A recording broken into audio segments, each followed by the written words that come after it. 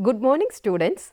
This week we are going to start with the Discourse of Nationalism.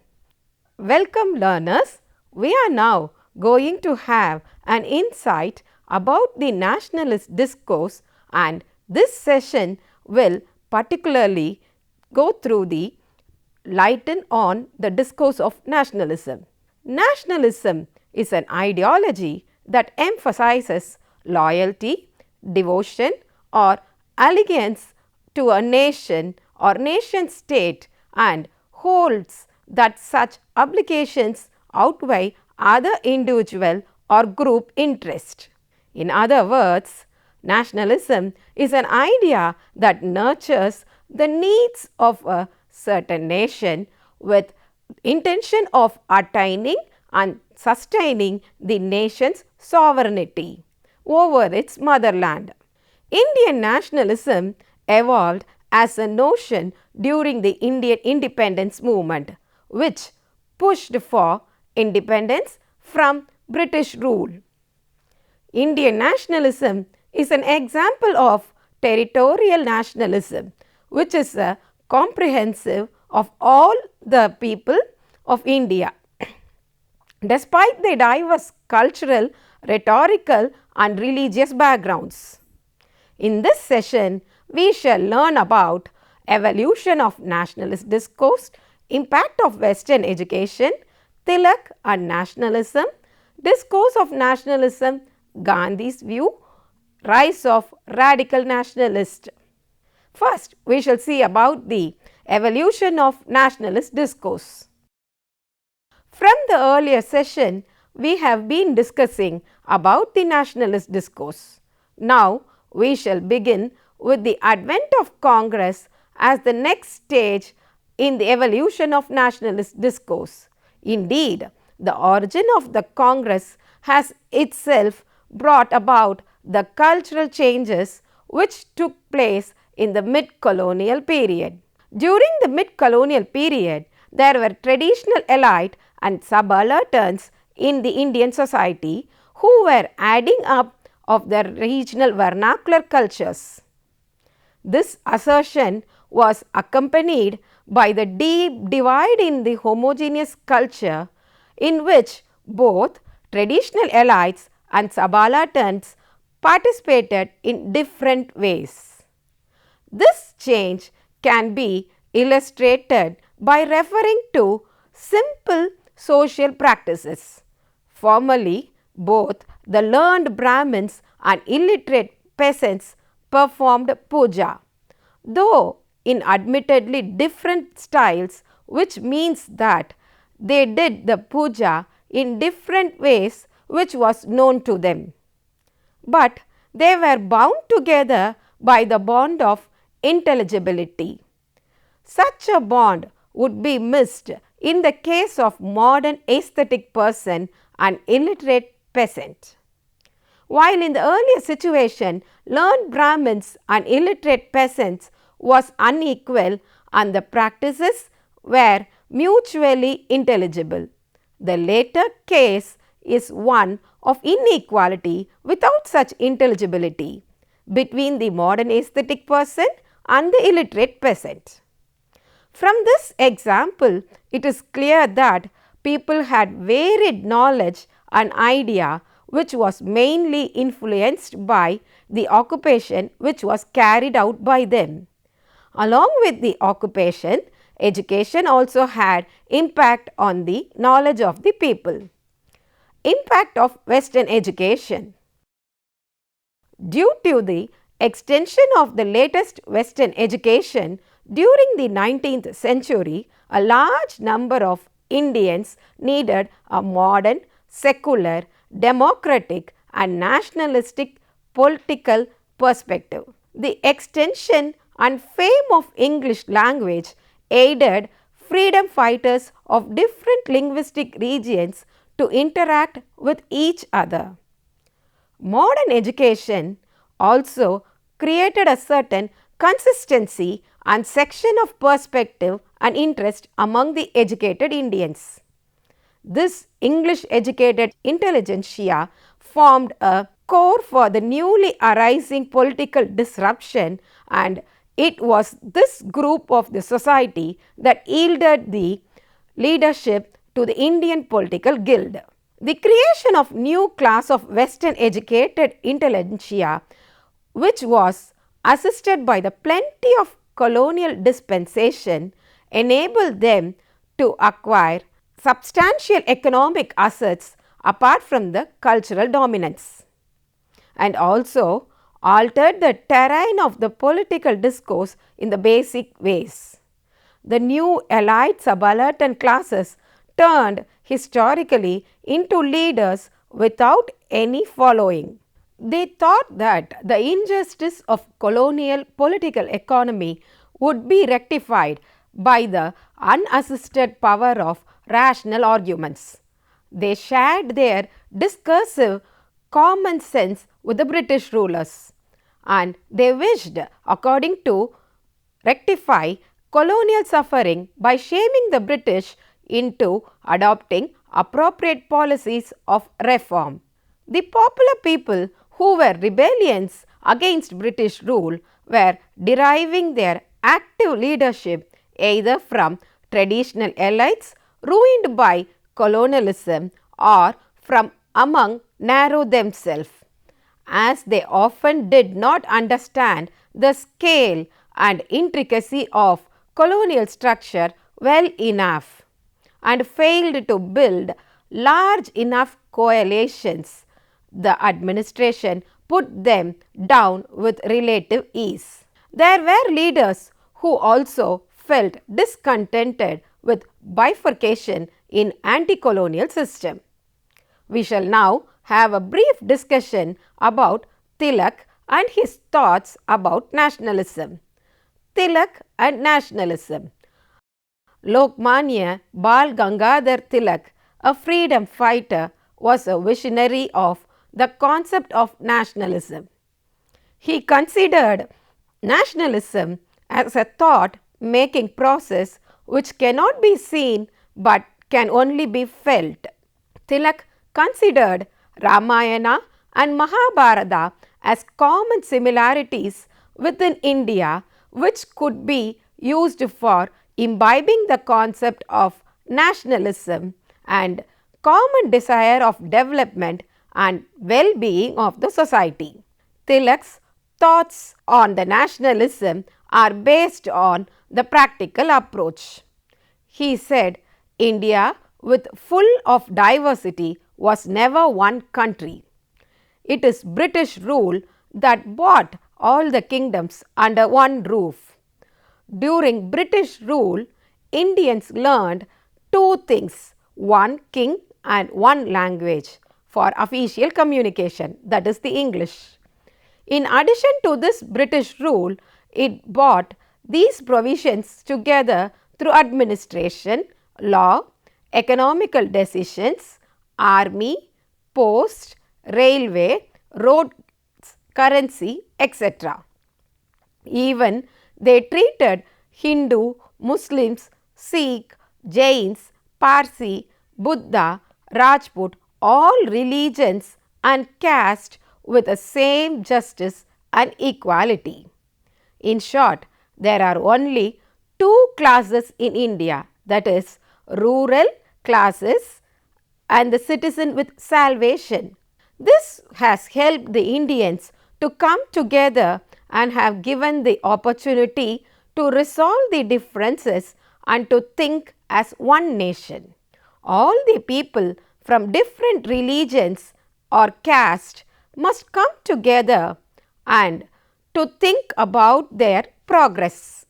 Tilak mentioned that religion, border, language and back history are not the only parameters for building a nation, though they help for crystallizing the idea of nation. However, the main reason behind nationalism is every citizen should be proud of their motherland. They should think their progress in larger interest of a nation. There should be a common interest of the citizens of the nation, Lokmanya Tilak, while thinking of its progress, analyzed and spoke on various angles of the nation.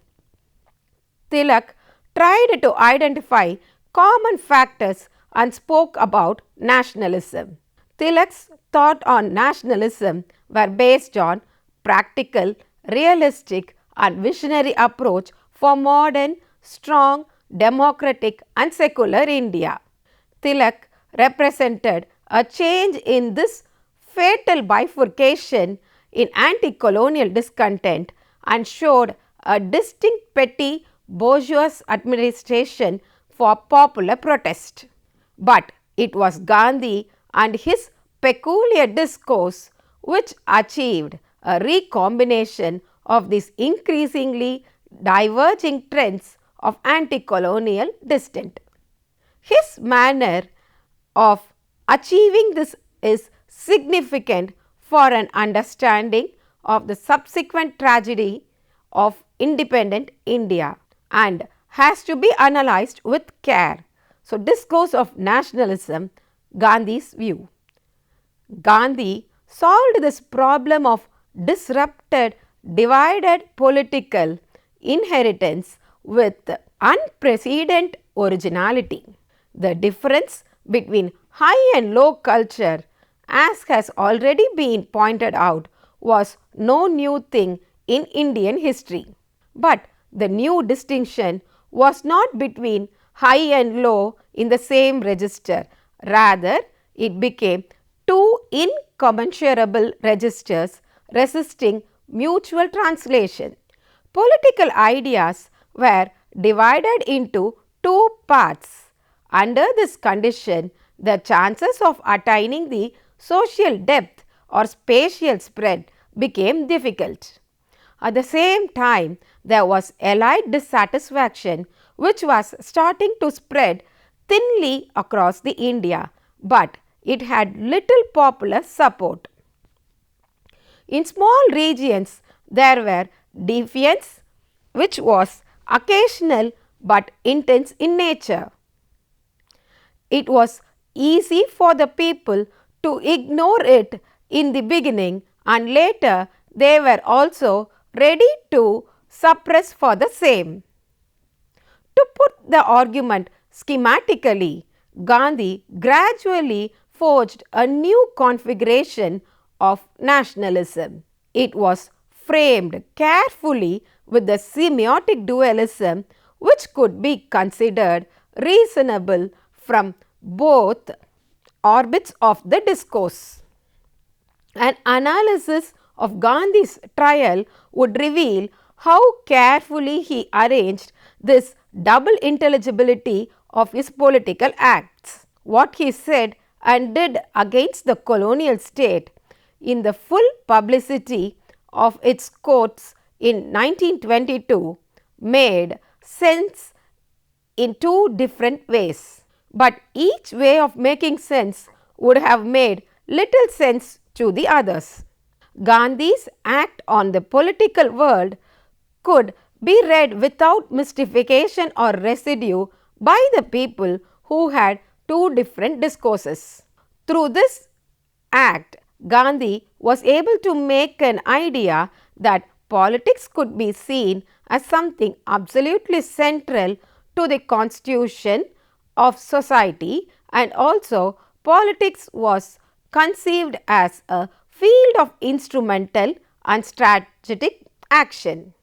Alternatively, the state was seen as an extending traditional Indian mode of thinking, as something grand, spectacular, but it was actually a far suffering for both ordinary men and women who were the initiatives. Though there were several difficulties, some great men and women were able to occasionally arise, and they deserved support because they took on this great cause on behalf of the wretched and the inarticulate of the earth. Few people, even with several difficulties, came forward to make some changes for the better life situations. Gandhi was one such person who did several works for the people. Acts of the Gandhi undertook could make sense in terms of both conceptions of politics. The modernist intelligentsia was able to work as a shrewd colonial lawyer who carefully chose the terrain, the occasion, and the exact legal point for their struggle against British colonial legality. Being a shrewd lawyer, Gandhi was able to do so in a precise manner because he knew that system inside out, and as the unfortunate judge, he found to be at discomfort because he offered for the judgment which was of both compliance and defiance for them. The element of defiance made it dangerous for the colonial state to let his behavior go unpunished. At the same time, the accompanying aspect of meekness, non-violence, and acquiescence in the legal penalties made it risky to punish it too harshly. That might incense Indian subjects and fail to be intelligible to public opinion at home, under the scrutiny of which all acts of the colonial administration were brought.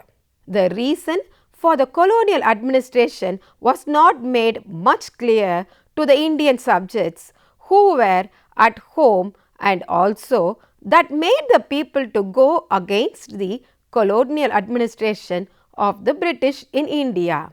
A reading of this kind, evidently plausible, would fall within the circle of modernist discourse with the typically instrumental rationalist conception of the state, which further led to the ideas such as political objectives, rational calculation of means, interest of individuals and groups, strategy, tactics, advance, retreat, maneuver. Gandhi's defiance and its consecutive gestures could also be read in a radically different way.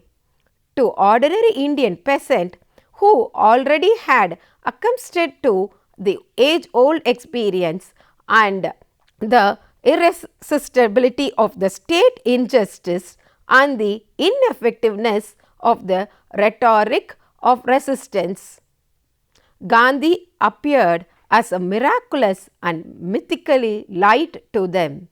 He appeared as a Mahatma or gratuitous redeemer of the world's suffering who had no earthly personal reason to enter this contest, but who had the courage, precisely the mark of the saint, to take the sufferings of ordinary mankind upon himself and to suffer the indignities of others. Modern would view him in the frame of the linear temporality of an unknown, but he was hopeful future, a future which would be newly fashioned, which would better than the inglorious past, because history is demystified to them and is seen as the sum of the conscious and deliberate acts of human individuals.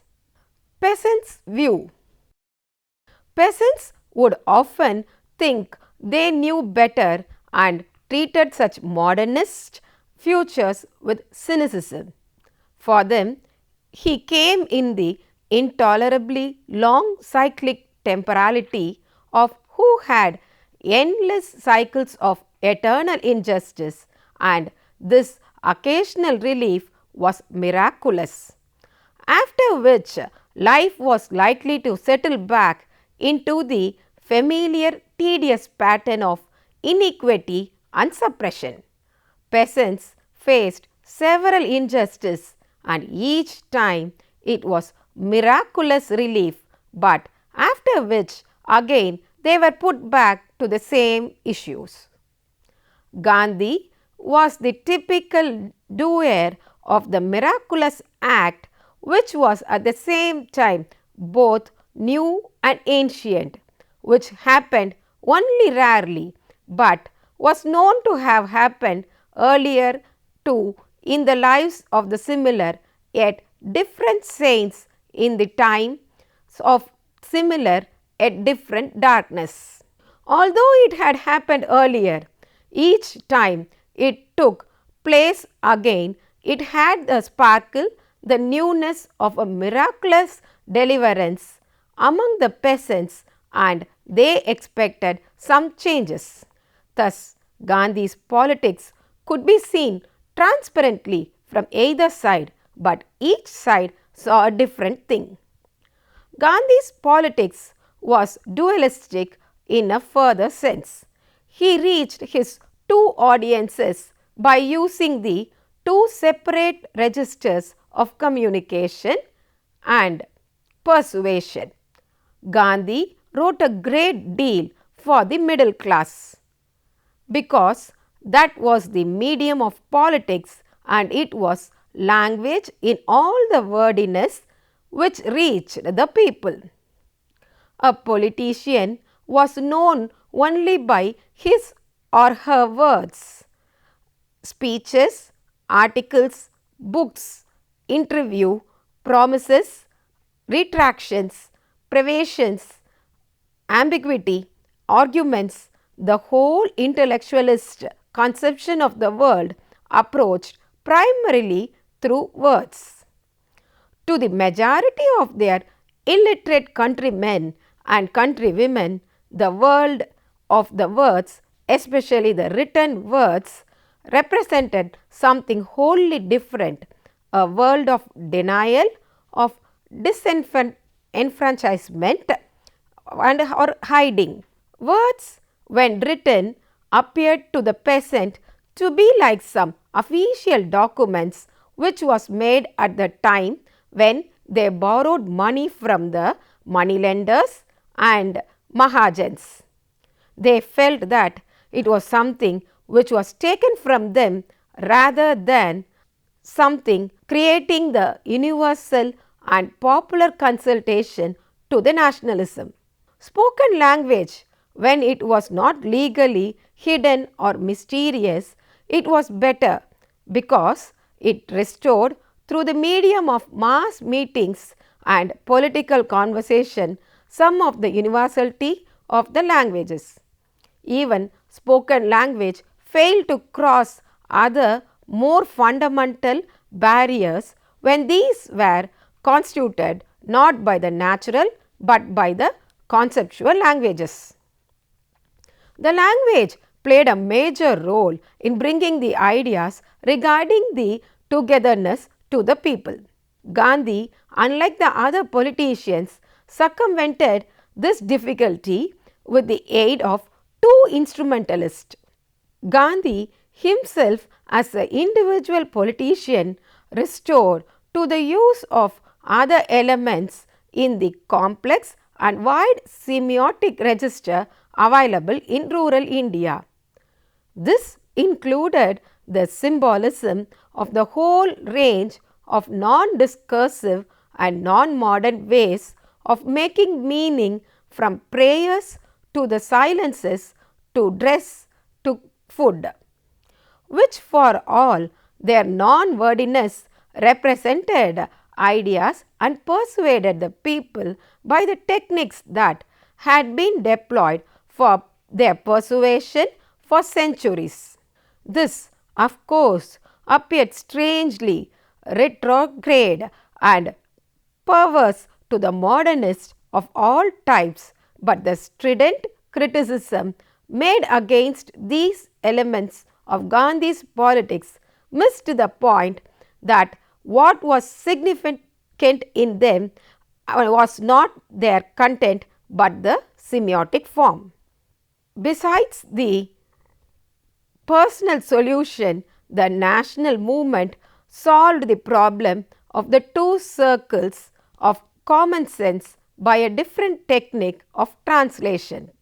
The structure of the discourse of nationalism in its mature phase crucially depended on diglosias. elites, which gained political influence in different regions, came together and formed an all India coalition on the basis of bilingual pattern of communication, speaking and writing in their regional vernaculars and in English. Partly, this made for a minimal translation of ideas from one circle of discourse to another, but it has resulted in clashes between unilingual and English using elites. Despite his political successes, Gandhi's cultural achievement was limited. He did not create a single common sense out of two conceptual languages which emerged in Indian culture through colonialism. His own style was too personal, too distinctive to form a structural base for a new, truly common, that is, common sense, which could become a part of the foundation of an independent Indian state. He remained more a hinge between the two discourses rather than became the creator of a culture of mutual translation. In the history of Indian nationalism, Gandhi occupies a strange and paradoxical place. It is a matter of some surprise how a trend politically so central can be culturally so insignificant. While the movement was contesting the power of the British, Gandhi remained its central figure. After independence, in the series of business of constitution framing, adherent of his ideas caused amused and embarrassed comments. To put it somewhat differently, Gandhi, the political leader, won the abundance adherence of a large majority of the nationalist leadership, but his thought failed to gain a similar influence, let alone dominance. Rise of radical nationalists. The mild policies of the moderates in the Congress led to the rise of passionate radical nationalists who came to be called the Garam Dal. Thus, the first phase of the nationalist movement came to an end with the government reaction against the Congress on the one hand and the split in the Congress in 1907 on the other.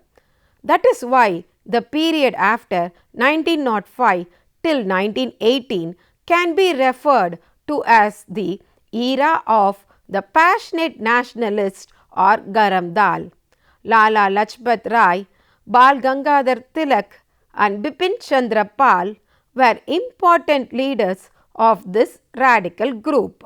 When the moderates were in the forefront of the action, they had maintained a low profile, but now they swung into action. Their entry marked the beginning of new trend and a new phase in India's struggle for freedom. According to them, the moderates had failed to define India's political goals and the methods adopted by them were mild and ineffective. Besides, the moderates remained confined to the upper landed class and failed to enlist mass support as a basis for negotiating with the British. The Garam Dal realized that British were out to exploit Indians, destroy their self-sufficiency and drain India of its wealth. They felt that Indians should now become free of foreign rule and govern themselves. This group, instead of making petitions to the government, believed in organizing mass protest, criticizing government policies, boycotting foreign goods and use of Swadeshi goods, etc. They did not believe in depending on the mercy of the Britishers, but believed that freedom was their right. Bal Gangadhar Tilak gave a slogan, "Freedom is our birthright and we must have it." From the mid 1930s, Congress nationalism came to be affected by a new emphasis on social radicalism. The people's support to Congress was spreading unevenly in different regions. The indifference of earlier nationalism to questions of poverty and social justice was successful in introducing a certain tone of concern. It is not easy to measure the consequence of the radical intervention in nationalist ideology. While it obliged everyone to speak of poverty and backwardness in a caring tone, perhaps it also taught politicians to indulge in rhetoric not seriously meant. Radical nationalism had several different regionally influential forms, but radicals constituted unstable group which was incapable of working out coalitions among themselves and therefore unable to realize the full effect of their weight. They never came to exert the influence which could have exercised if they had stayed together. Mutual blame and backbiting reduced each segment to ignoble compromises with ideological adversaries. Communists pulled along in isolation and their utter friendlessness in the People's War phase imposed some curious decisions on them, making them appear to those less internationally inclined as untrustworthy collaborators with the colonial power. Socialists, left isolated in their turn by their visceral disapproval of communists and by the communist isolationism, eventually came to feign ironically solidarity with chauvinistic groups. Nehru himself, a part of the left, remained always variously estranged from the two other streams and consequently helplessly dependent on Gandhi, and consigned his frustrations to the pages of his autobiography. If we consider socialist ideology from the point of view of the attitude towards modernity of these different groups, a large measure of unanimity emerges despite some differences. They turned the problem that modernity had posed to earlier nationalists by the means of simple device. Marxism sensitized them particularly to the historicity of theoretical and practical forms. Radicals thus refused to consider European modernity as a homogeneous process. Compared to their early nationalist forebears, they understood its internal stratification, contradictions, oppositions. The radical theory of history upon which all of them drew emerged from the underside of the modernity, from the side of its disprivilege and denial, its internal others, and as Leninist theory emphasized, there was a natural connection of perception of history and collective interest between the internal other of modernity and its external other, the metropolitan proletariats and colonial peoples. Following this tradition, radical nationalism effected a restructuring of the earlier dispute between Westernism and indigenism. Radical nationalism was primarily modernist. It accepted the universality of the rationalist social thought, the idea that any human being was a potential utterer of its truths. It decided to take this offer of universalism implicit in Western rationalism literally at its word, and argued forcefully for enfranchisement within human reason of the dispossessed, both in capitalist societies and in colonial countries. Colonial radicals saw in this the opportunity of the creating a new theory of potential reenactment of European modernity. Socialism, that is, modernity, purged of its capitalist form, was universalizable. This time, it was not to be a fraudulent reenactment under the aegis of colonial powers. Rather, colonialism had itself become an obstacle to the reenactment process. Once colonial power was removed, this reenactment of modernity would become feasible at last. The political thinking of late nationalism showed a renewed vigor of theoretical imitativeness. Leftists declaring as their major undertaking of a social theory, but an application in the strictly imitative sense of this term of their preferred radical doctrine, Jayaprakash Narayan and the communist version of Marxism, and Nehru, after an initial adherence to that, veering as he came close to his tryst with prime ministerial destiny, towards a British Labour version of parliamentary social democracy.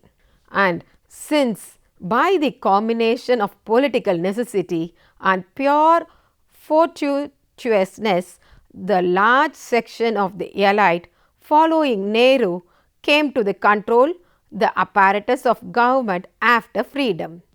This specific theory was translated into historical agenda of reconstruction of the new Indian state. To conclude, in this module, we have discussed about some of the points of Indian nationalism. Nationalism is an important ideology to understand the dynamics of the Indian society. In this discussion, the evolution of nationalist discourse was done in detail and the impact of Western education was explained. Nationalism was also understood on the perspective of Tilak and Gandhi. Rise of radical nationalists is also studied in detail. The colonialist view on Indian nation and nationalism disregarded the possibility of India ever becoming a nation. Thank you.